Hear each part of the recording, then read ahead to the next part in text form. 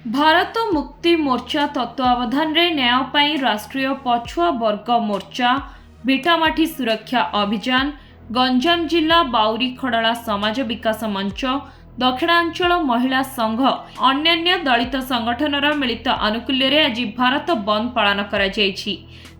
राष्ट्रीय पछुआ वर्ग ओबीसी मोर्चार विजय स्वाई भारत मुक्ति मोर्चार जिला सभापति प्रमुखଙ୍କ नेतृत्व में आज जिलापालଙ୍କ कार्यालय ठारे विक्षोभ प्रदर्शन करा जायछि।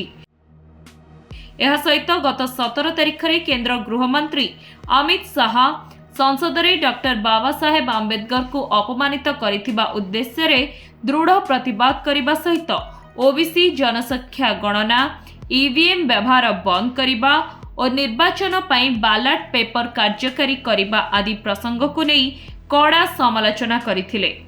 अमित शाहଙ୍କ इस्तीफा दाबी करने सहित अन्यान्य प्रसंग को नहीं एक प्रतिनिधि दल राष्ट्रपति उद्देश्य रे एक दाबी पत्र अतिरिक्त जिलापालଙ୍କ जरिया प्रदान करथिले।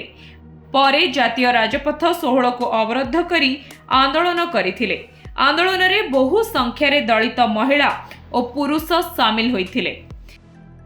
गंजाम जिला छत्रपुर दिलीप सामल का रिपोर्ट धरित्री लाइव।